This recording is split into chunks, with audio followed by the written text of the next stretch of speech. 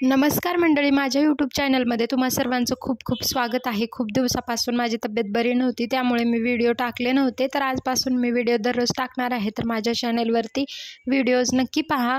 तर आज धनत्रयोदशी आहे आणि मी आले होते खरेदी करण्यासाठी आणि इथे झाडू वगैरे खरेदी करण्यासाठी, कारण लक्ष्मीपूजन जे आहे ते मी बाहेरच जाऊन म्हणजे नाणीज धामला जाऊन आम्ही करणार आहोत। सगळेजण गुरुबंधू गुरुभगिनी सगळेजण, आम्हाला गुरूंचा आदेश आहे की जन्मदिवस आहे आमच्या गुरुमाऊली जगद्गुरु श्रींचा, म्हणून आम्ही नाणीज धामला जाणार आहोत। आणि मी आज धनत्रयोदशीच्या दिवशी जे माझं पूजन वगैरे असेल धनत्रयोदशीचं ते करून घेणार आहे। आणि त्यासोबतच लक्ष्मीपूजन जे आपण लक्ष्मीपूजनसाठी झाडू वगैरे खरेदी करतो ते सुद्धा खरेदी करण्यासाठी मी इथे आले होते। आणि मग इथे आल्यानंतर बघा हे वेगवेगळ्या प्रकारचे असे झाडू होते आणि मी म्हटलं की आज लक्ष्मीपूजन करण्यासाठी आपण झाडू धने आणि अजून धनत्रयोदशीला आपण खूप काही गोष्टी असे ज्या खरेदी करतो, इथे खूप काही गोष्टींचे स्टॉल लागले होते। आणि इथे बघा इथे सुद्धा खूप झाडू वगैरे होते। तुमच्याकडे पण धनत्रयोदशीला कशा प्रकारे पूजा करतात हे मला कमेंटमध्ये नक्कीच सांगा।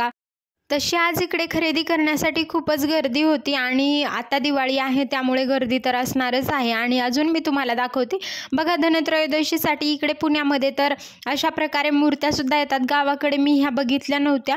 ही लक्ष्मी मातेची मूर्ती आहे जी उद्या वगैरे किंवा धनत्रयोदशीला सुद्धा खूप जण पूजा करताना दिसतात आपल्याला। दिवे वेगवेगळ्या प्रकारचे बघा, खूप छान छान प्रकारचे दिवे वगैरे इथे विकण्यासाठी आलेले आहेत।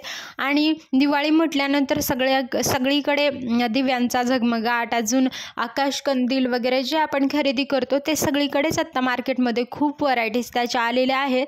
आणि दिव्यामध्ये सुद्धा बघा लक्ष्मीचे आणि लक्ष्मींच्या पावलं आपण दरवर्षी दारामध्ये जे लावण्यासाठी लक्ष्मींची पावलं वगैरे घेत असतो त्यामध्ये सुद्धा खूप वेगवेगळ्या प्रकारचे डिझाईन आलेले आहेत। सगळेच जण आजच्या दिवशी धने खरेदी करतात, अजून झाडू, अजून जे पूजेसाठी साहित्य लागतं ते सगळंच खरेदी करून धनत्रयोदशीला खूप जण पूजा ही करतातच।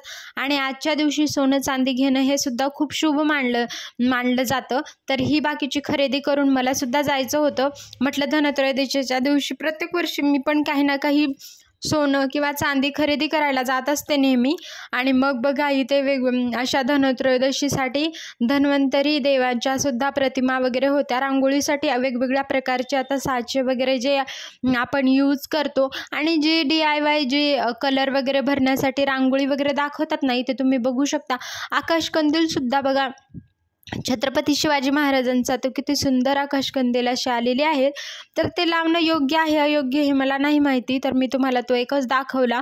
मग इथली खरेदी झाल्यानंतर मी गेले होते सोनीगरा ज्वेलर्समध्ये आणि बघू शकता इथे तर आज खूप सगळी गर्दी आहे। पण मला तर सोनी खरेदी करण्यासाठी सोन्याकडे जास्त लोक नाही दिसले, तर चांदी खरेदी करण्यासाठी खूप लोकांची गर्दी होती। आणि आजच्या दिवशी नक्कीच सोनं चांदी खरेदी करावी, शुभ योग असतो असं म्हणतात। आणि मी पण इथे आल्यानंतर कॉईन सुद्धा बघितले आणि हे बघा चांदीच्या ह्याच्यामध्ये भांडी सुद्धा होती, कारण म्हटलं आज काय रेट आहे बघूयात आणि मग काहीतरी देवासाठी जे असतील छोटेसे भांडी वगैरे तसे खरेदी करूयात। मी हे बघितलं होतं, हे खूप मोठ्या साईजमध्ये वगैरे अवेलेबल होते आणि याचं वजन 25 ग्रॅम वगैरे असं होतं, तर हे खूप महाग जातं। आणि आता तर आजच्या दिवशी चांदीचा भाव तर 2000च्या पुढे होता।